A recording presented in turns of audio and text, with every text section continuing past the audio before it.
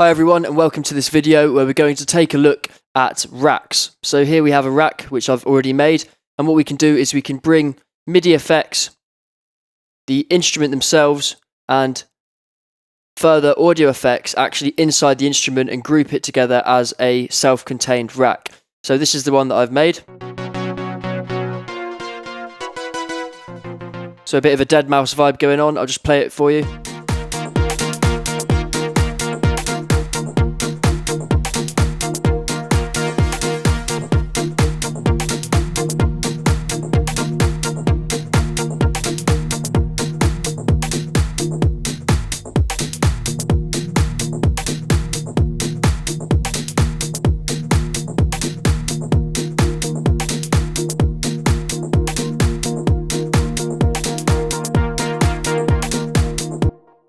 So this is the sort of style of rack we're going to make, and to start off we're just going to delete that, so we're starting completely from scratch. I'm going to insert a MIDI track, and because we're going for a Deadmau5 type sound, I'm just going to find something that's going to sound similar to Deadmau5. So I'm going to go for a saw wave.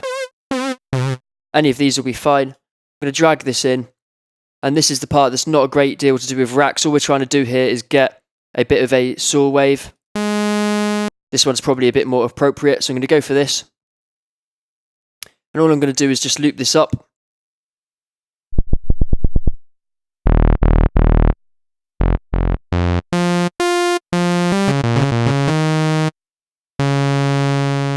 Okay, so that's fine for what we're doing.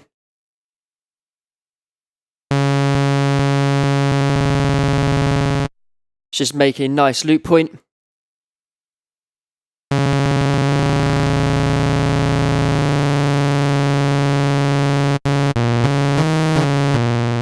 So we've got our loop point, and this is where it starts to get interesting. So we're going to try and make this into a rack. So the first thing we do is right click and choose group, and we've now grouped it with itself. So we get this extra bar with some options. So we get the macro controls, and this is where we can control some of the main elements of our rack. We then have the chain selector, so we can have multiple instruments here in parallel with each other.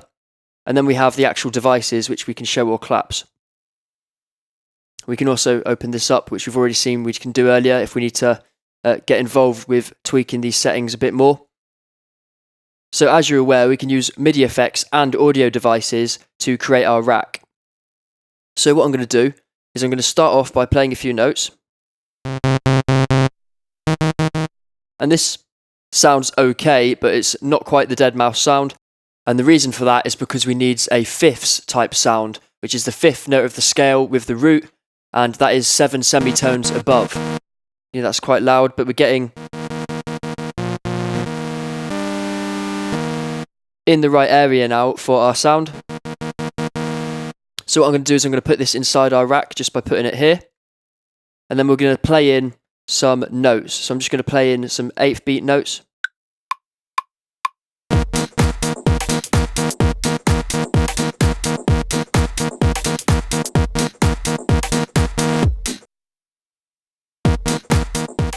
What we can do is just grab this, Command Shift and U to quantize it, and I'm just going to quantize it a little bit to the 8th notes.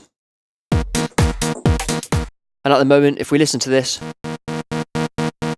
there's a few things we need to change, so I'm going to give it a bit more release. And we're going to play with our envelope. So the way I like to do it is I like to find a position that works for me. And we're going to give this a bit of movement. So let's give it some resonance, and resonance just accentuates this movement. We'll give it a bit of grit as well. This is just some filter drive. And now that we've got our basic controls in place, we can start to map our macro controls. And this is going to allow us to control these elements from just the very front panel that we have here. So all we have to do is find the thing that we want to map. So I'm going to map the frequency. We right click it and we choose map to macro 1. And you can see this is now mapped to the filter frequency. And if we click map, we can also do this by choosing the next thing. So we'll go for the resonance, map to macro 2. Or we could even do it just by clicking this button here, and you can see it jumps across. So other things we're going to want to map are the release. We'll go for macro 4. And we can always turn this off. And then we're going to go to our envelope. And we're going to map this release as well. We're going to map this release to the same as that one. So this is now controlling 2 releases. And then we could also map this filter cutoff. So just to show you what this filter cutoff does.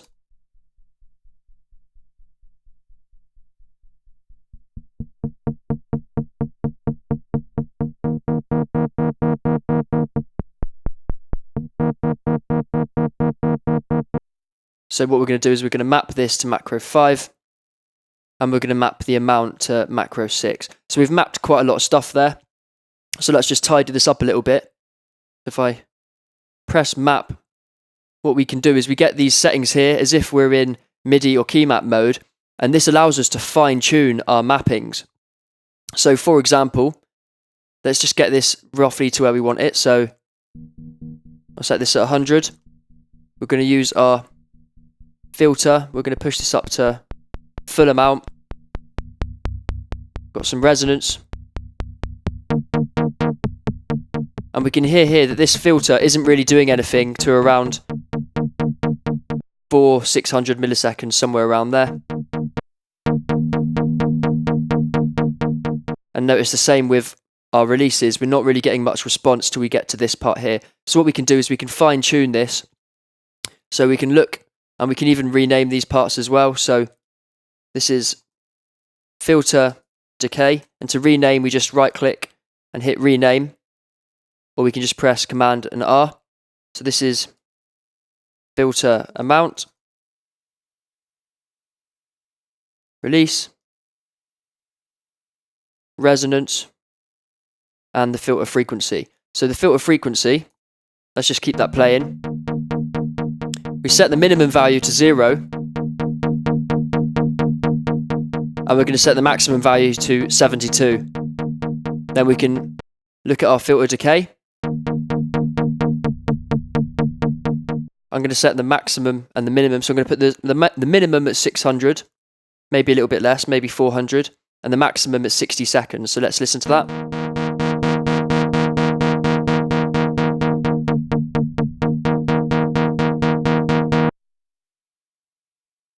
Actually, I'm going to limit this to 6,000, which is 6 seconds instead of 60.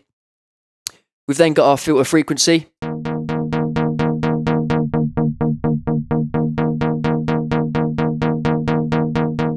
So that can go to 100. And then we have our release, which can go from 1,000 seconds to 6 seconds. And the same for this. In fact, we'll put this down a little bit to 800 to 6 seconds. And then we'll put our resonance from 22 to 80. Okay, so now we've locked in these controls so they're a little bit more usable. So let's have a listen to what we've got now.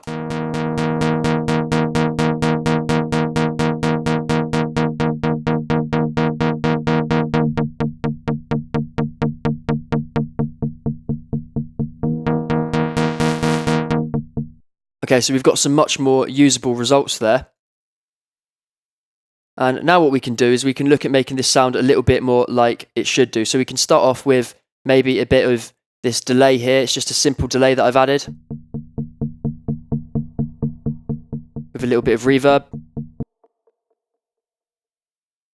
We'll add some reverb. Let's have a look for a reverb setting. So we'll go for ambience medium, and we're going to drop this here because we want it contained within our rack.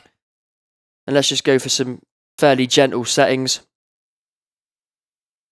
Make sure we don't have too much of the low in there. So we'll go for about there. We'll see how that sounds.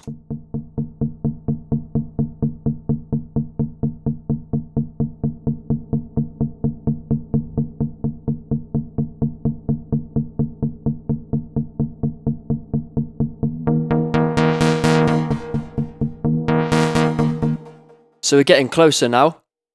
let's look at adding a bit of chorus, and we're going to add this before the reverb.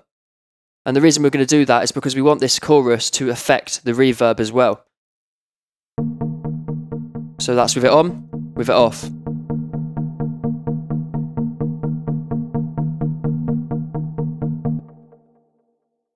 And then we might want a bit of compression to bring up the sound of our reverb.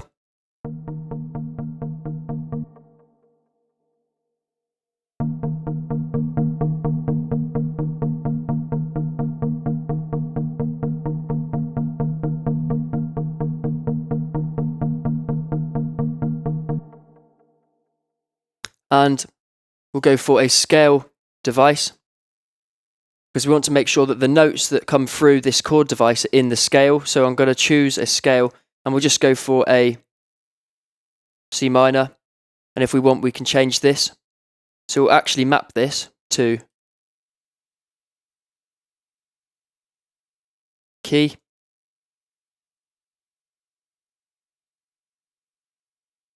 And then what we could also do is we could actually add in some extra chords. So just to show you how this is going to sound.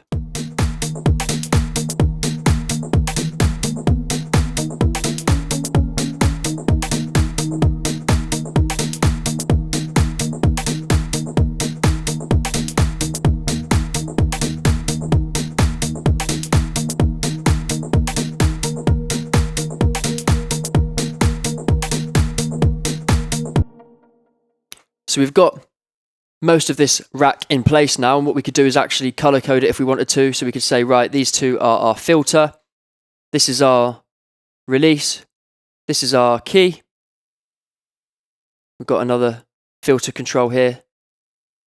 We've got some filter control here, and we've got two left that we can adjust. So anything that we're not now adjusting, I'm just going to hide.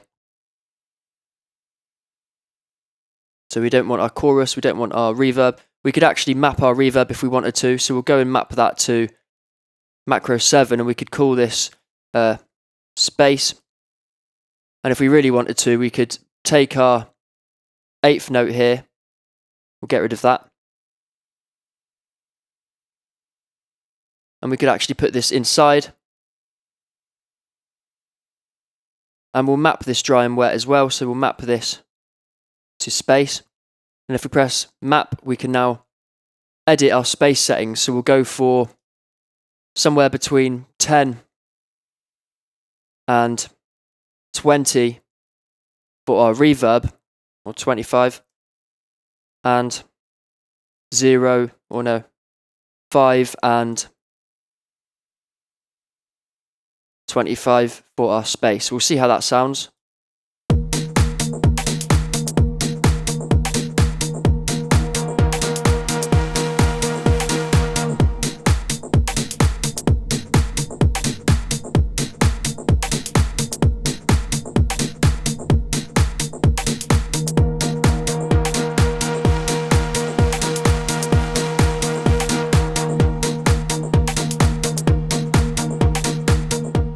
Okay, so that's starting to sound really nice. So what other things can we now do? Well, we can add some velocity to volume, which we've already got. We could add a bit of random panning. We could spread the voices a little bit. But what I think is quite an interesting thing to do, if we just minimize all of these, is if we look here, we've got the chain selector. So we can think of this almost as being separate tracks which are receiving the same MIDI information. So we'll call this one main. And what we could do is we just duplicate this by dragging it down. We could even right click and create a new chain. So this is an empty chain. We could put another instrument on this, or if we rename this one to higher. Now what we've got is we've got a duplicate, and it's getting the exact same information. So this is only really going to make this louder. And what we can do is we can set this chain and map it here. So this is now the chain volume, and we can mix this in. But if we're going to call it higher, what we'll do is we'll open up this chord device. We'll take that extra note away, and we'll put it in here. And we'll also put the +12 as well. So now we can actually mix in these extra notes. And just to show you how that sounds.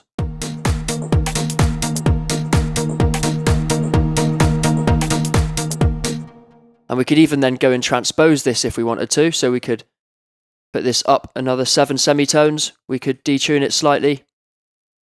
We could make these settings slightly more aggressive. And let's listen to how that sounds now. Maybe a bit more detuned and a bit more chorus. So now we've got a way of increasing the tension or increasing the dynamic of the sound by pushing this up.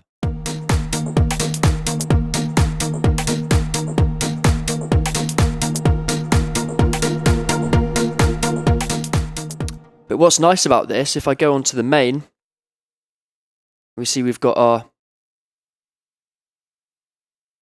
controls here that are mapped. If I now go to higher,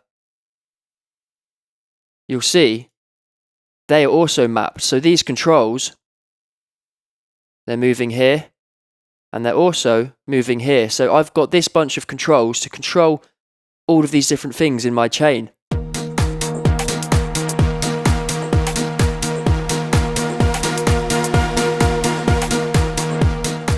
We could even change the key.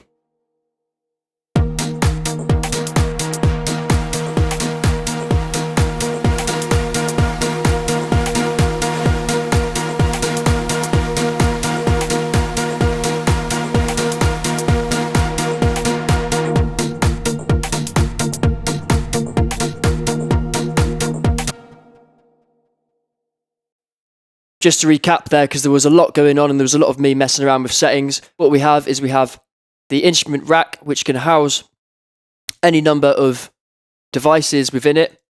And this is usually going to have just a single chain here. So we can open the macro controls, the chain, and the devices. We can also map our devices and any effects afterwards to our macro controls here. We have to be careful though, because if we drag this to the wrong place, if we drag this here, it's now not part of our rack. And this means instead of affecting just this chain, it's now going to affect both the chains. So if we drag it here, it's now part of that chain and it's now not included in this one. So what we could do is we could put a redux here, and you'll see that there's no redux on this chain. So you can have completely different things on each chain, whether that's instruments, effects, or anything else. And just to leave you with one final brain melt of a concept, now that we've got this instrument rack, which we can now rename to our rack, and we can save this.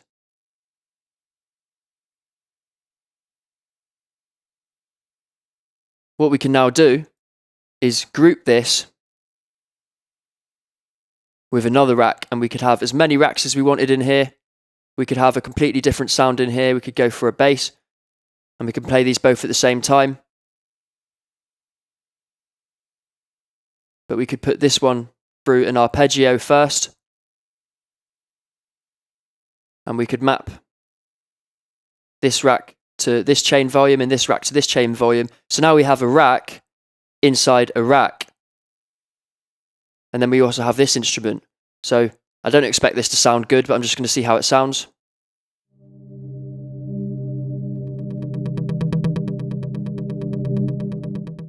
So you can see here we've got a bit of rack inception going on, and you can do some absolutely crazy setups, and it really is only limited by your own creativity. So that's the end of this video covering racks, and I'll see you in the next one.